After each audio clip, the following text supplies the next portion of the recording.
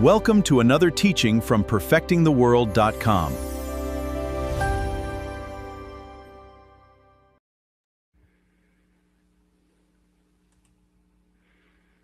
Good evening. So good to see you. We are continuing our learning about biblical food and identity boundaries. And as part of our teeing up of the big questions, we are spending some time specifically on this substance that we call nevela. Okay. And we are asking the question today: how does beef enter Israel's table? Or we could say it differently: how does a cow not become a nevela? If you have any questions about what I'm discussing, last night's field notes will give some insights the last two nights about what nevela is, the lexical meanings, its uses throughout Chumash and Tanakh in the Hebrew. And we're looking at how does a cow become food. Many are of the mistaken, overly simplistic, not biblically informed understanding that cow is just food, just as it is, regardless of how it enters the table. The fact is that not all substance that is beef is biblically permissible on Israel's table. Again, we are looking at some of these categories as we learn. A quick shout out, a thank you to Yosef and to my wife Rena for your back page assistance with the streaming.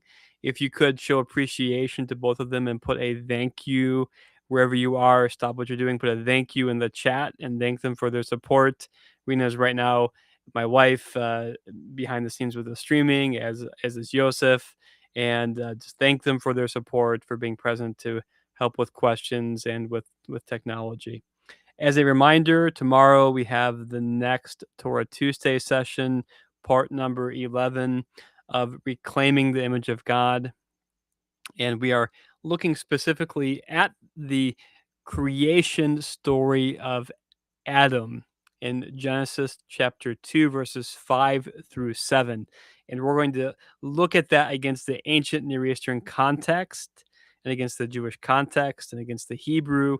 We're going to learn some incredibly beautiful and incredibly inspiring pieces of the biblical narrative that you probably have never heard before. So that is happening tomorrow at 8 o'clock. So there will not be field notes until Wednesday. That's the next field notes. Tomorrow will be Torah Tuesdays. Please feel free to join us. We would love to have you present for that.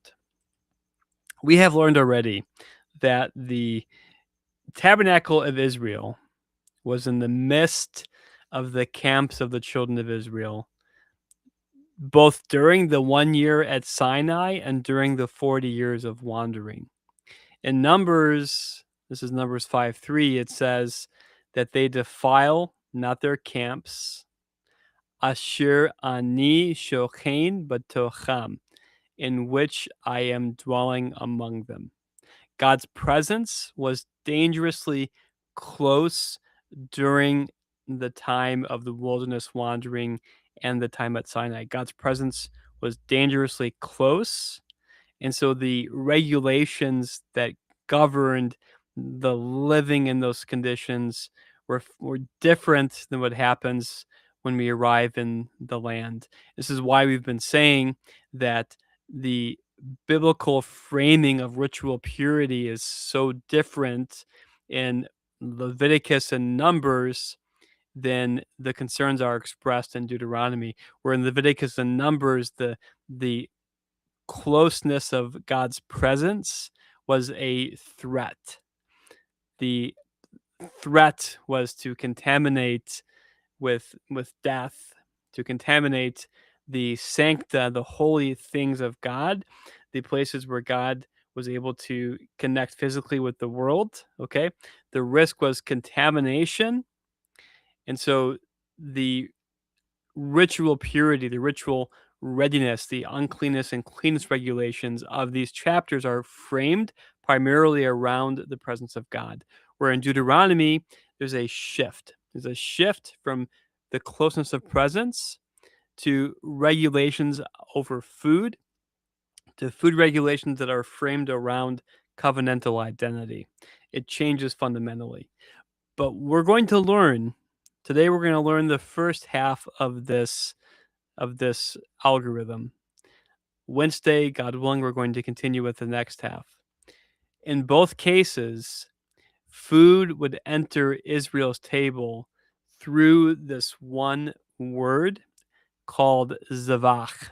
Zavach was how food would enter Israel's table during the tabernacle era, and zavach was the way that food would enter Israel's table once we arrived in the land and the temple was fixed and built. Okay, so this is going to be a fundamental formula that we're going to see, and this is going to inform us profoundly.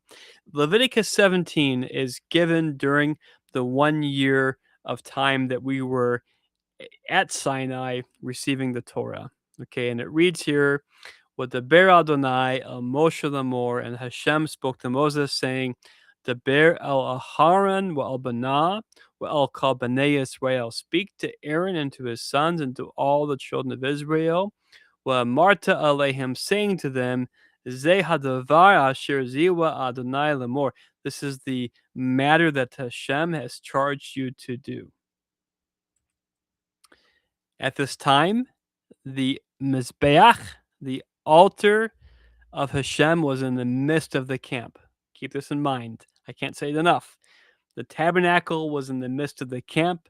The tribes were organized around the tabernacle, okay? And the altar was in the midst of the camp. It was at this time that the following commandment is given. This is Leviticus 17:3. It says, Ish mibaith Yisrael, asher yeshchat shor, o chesev, o eitz, b'machane, o asher yeshchat michutz l'machane. Any man of the house of Israel who slaughters an ox, a sheep, or a goat in the camp, or who slaughters it chutz l'machane, outside the camp. Here we go.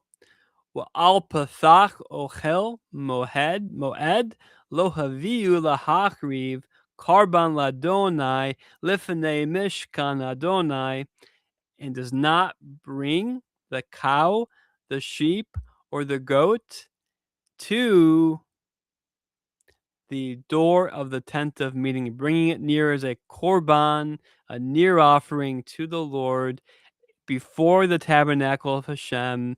If he does not do that, it says, Dam yechashev la'ish, blood shall be accounted to that man as though he's doing murder.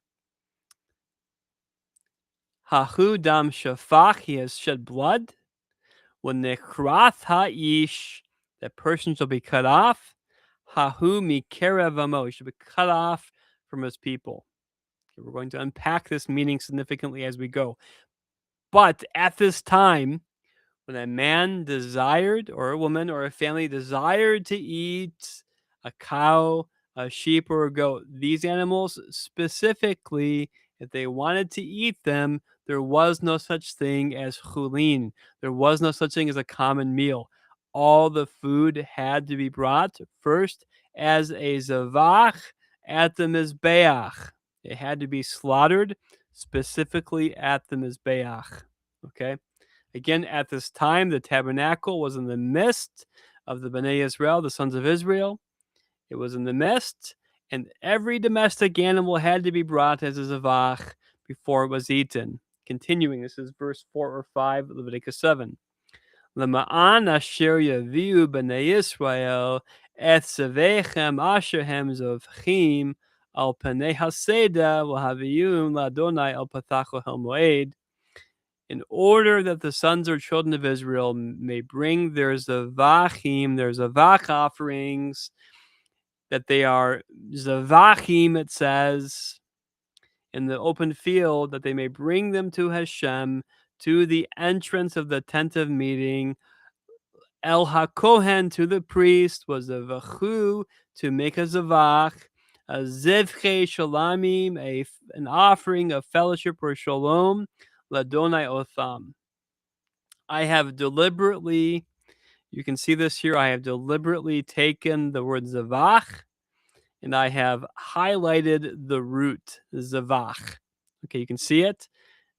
I'm not doing the entire word. I'm focusing specifically on the word zavach and just the word zavach. We'll be defining that here momentarily. You can see here, it says here that they may bring their zavach, their zavach offerings that they are doing as a zavach, and that they shall zavach them to be a zavach shalomim. Okay, watch the pattern. I will give you a hint of what's coming. The word zavach is the shoresh for the word. Below that, see that the word is mizbeach. Mizbeach means altar. Okay, it goes on to read, was Zarak HaKohen eth hadam, and the Kohen, the priest, shall sprinkle the blood al mizbeach, on the altar, Adonai of Hashem, B'thach ohel moed, at the door of the tent of meeting, Wahaktir hachelev, and he shall smoke up or burn the chelev, L'reach nohoach l'Adonai, as a savoring, soothing smell to Hashem. As mentioned, this word zavach as the root is being highlighted as the tripartite root, as the shoresh. You can see the word mizbeach is formed from the word zavach. Okay, the same word zavach being made here as the word offering is the word mizbeach. Okay, the same root. And it says, well, though yizbechu od, that they no longer make zavach, etzavechem, of their zavach offerings, l'sa'arim, to the goat demons, asher hem zonim, after which they go a whoring, acharehem, hukat olam, this is an eternal statute, tihyeh zoth, for this, lahem ladorotham, throughout their generations. It's an eternal statute. Okay, now we have to look at this word zavach, okay? I don't want to assume that you know what this word means. The word zavach specifies a particular type of an offering. What kind of an offering? It's an offering that gets partly consumed on the Mizbeach. The chelev portion gets consumed in the fire and burnt to Hashem as a pleasing, savoring smell to Hashem. A portion of the zavach is given to the Kohen, and the rest of it is eaten by the participants. Really fundamental. This is not a transaction. It's a relational. That's why the text calls it a zavach shalomim. Shalomim means fellowship or communion. It's a communion meal.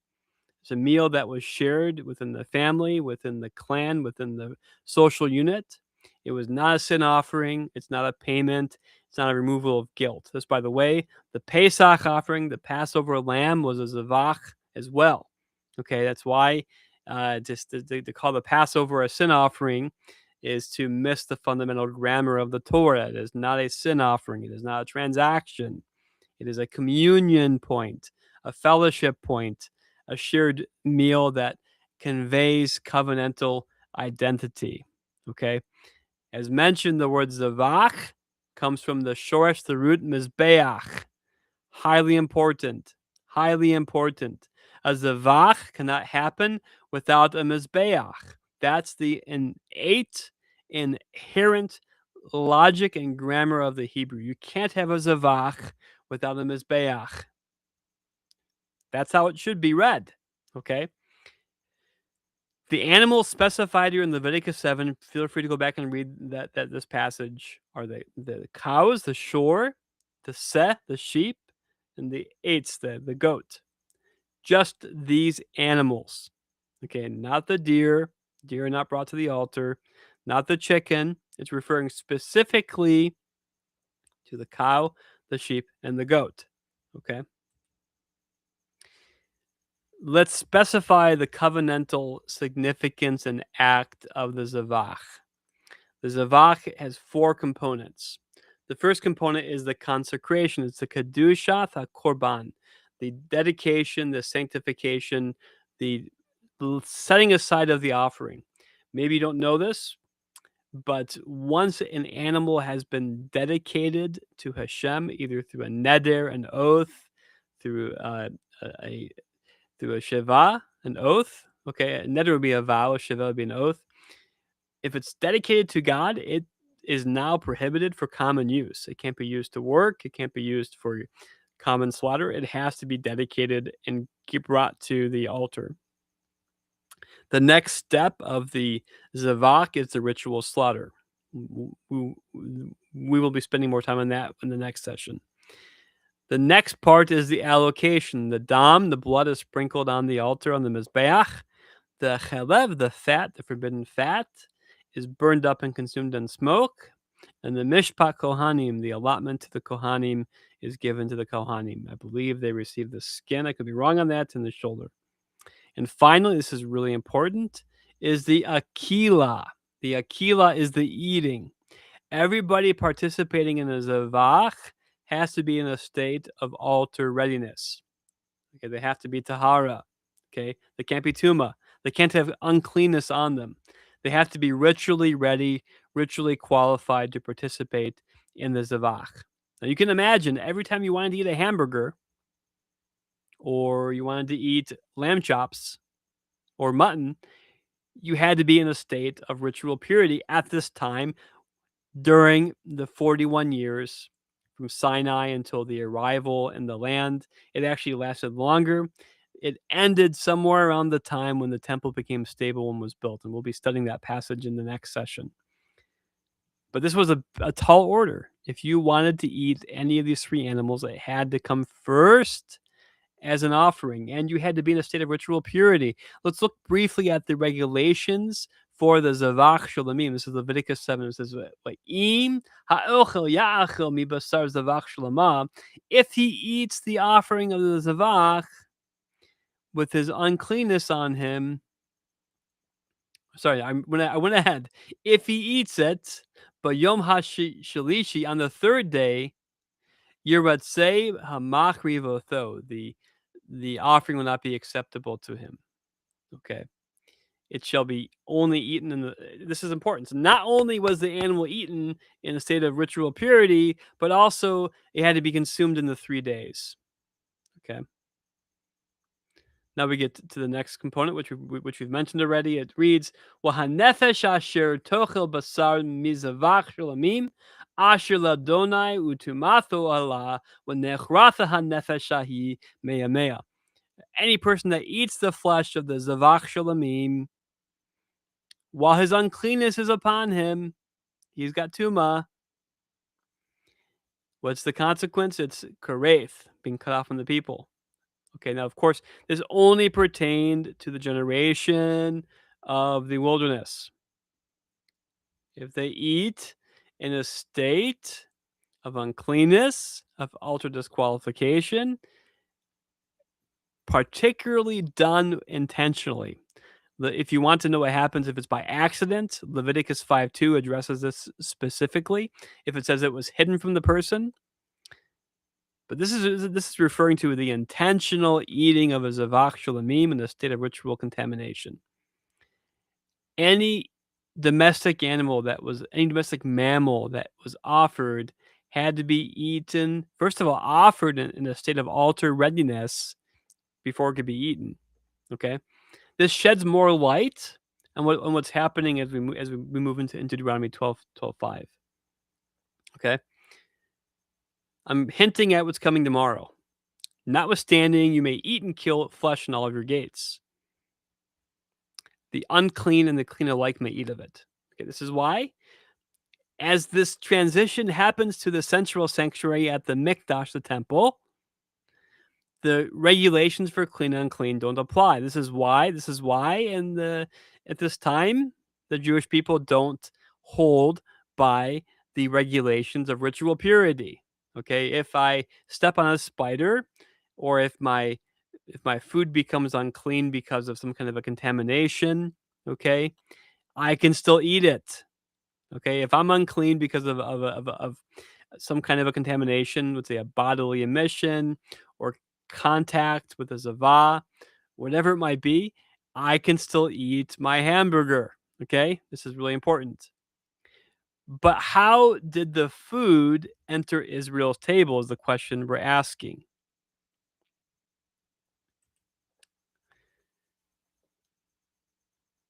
To beat this a bit more, it reads, this is Deuteronomy 12:15, Hatame wa hatahar yokalenu. Both the clean and the unclean alike can eat of it. Why did the text need to clarify this? Because up until this point, the beef, the burger, the steak had to be in a state of ritual purity. Going back to one of our earlier slides, okay, go back to one of the earlier slides we have here. Comparing the difference between the Leviticus Numbers framing and the Deuteronomy framing.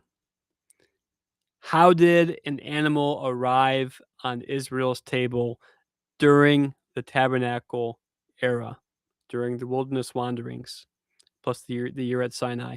It arrived at the table through Zavach.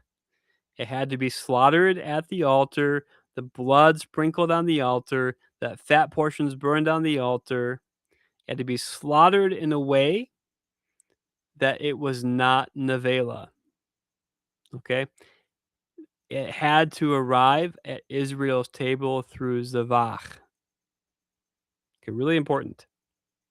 We're going to learn, I'm hinting ahead, we're going to learn on Wednesday evening, God willing,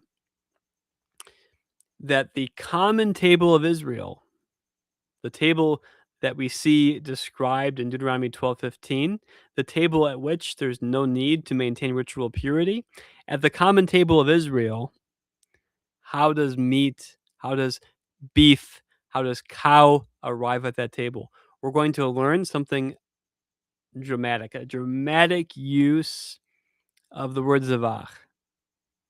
Even though there's no mizbeach, and this makes no sense because you can't have a zavach without a mizbeach.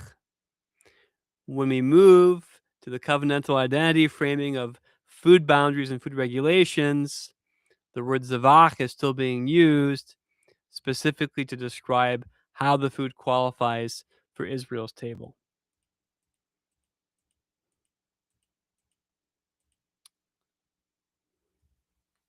The question we're going to ask next time is this: when the altar is no longer nearby, how does an Israelite lawfully turn a cow into dinner? As we've seen, okay, the cow is lawfully dinner by being brought to the mizbeach, okay, to the altar, and it has to be a zavach. I'm teeing up how dramatic what we're going to learn next is. It will not be tonight, but I'm telling you right now that the cow lawfully enters Israel's table through a zavach without a mizbeach. If you know the answer to this, feel free to put your answer in the chat. Maybe you've learned this with me before. I encourage you to subscribe here on whatever platform that you are on. And as a reminder, we are getting super close to our first NT project class. I'm going to say a few things here that I mentioned today in the live. We're going to take Paul. Paul is a Trojan horse. Okay. Through Paul and through the New Testament, so many Torah values, even the very words of Torah and the prophets, were put into a wrapping, a shell, a husk that the nations were able to accept. The NT is like a Trojan horse.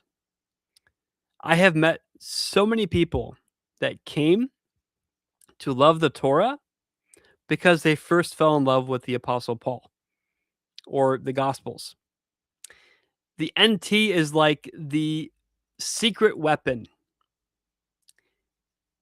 that allows people to draw closer to the words of Torah and the Hebrew prophets and ready their hearts to receive it. Okay. We're going to be learning in the NT project that the received Protestant framing of Paul has been insultingly small.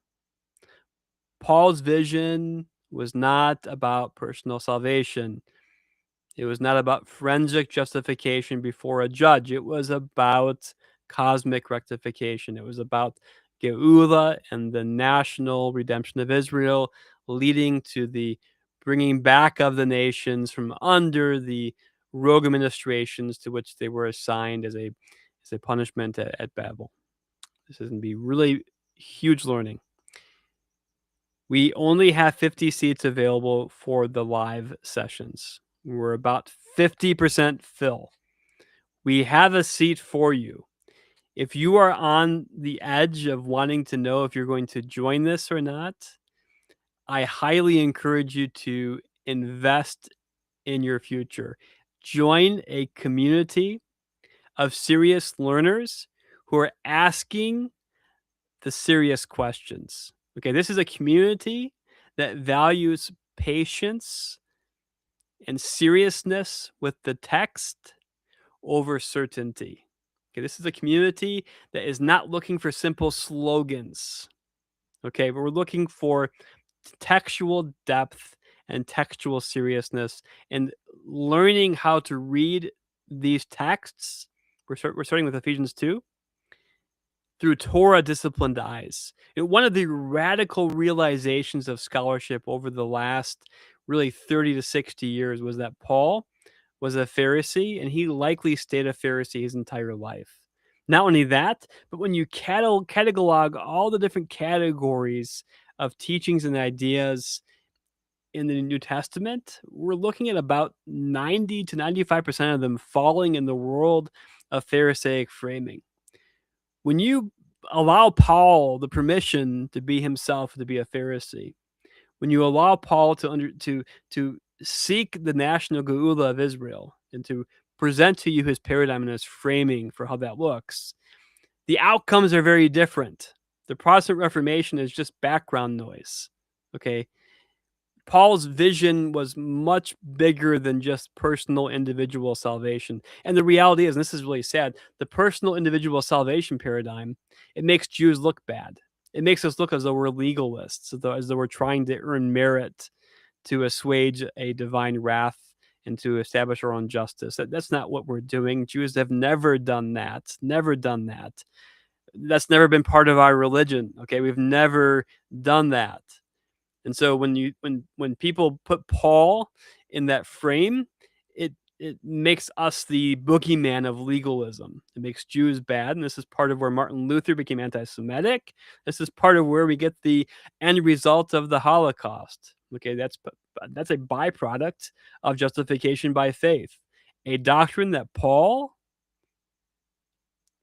would look at you cross-eyed if you were to try to explain it to him, because he had no language for that. He was unaware of these ideas. They are foreign. They are alien. We're going to look at a bigger picture. Okay, I don't mean to insult. Okay, perfectingtheworld.com. Register under the full access. This will give you access to more than just the NT project. You'll be able to access our Sunday Mishnah classes. Again, a biblically serious. I mean, let me tell you, we are studying Torah at levels of seriousness that many of you have never seen before. Our Torah Tuesday class, we're going deep into the image of God and the calling of humanity and the role of Mashiach. Beautiful, beautiful learning. We have Hebrew with Rena on as well.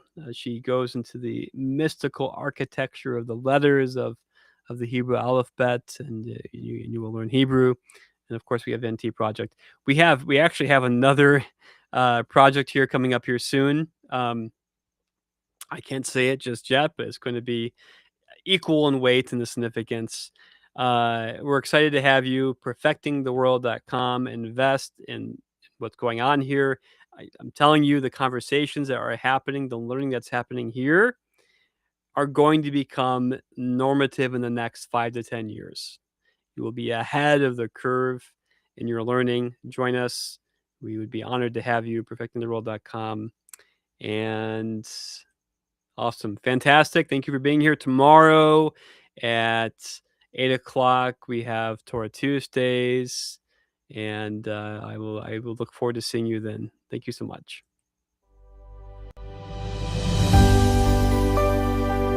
Join the perfectingtheworld.com community today.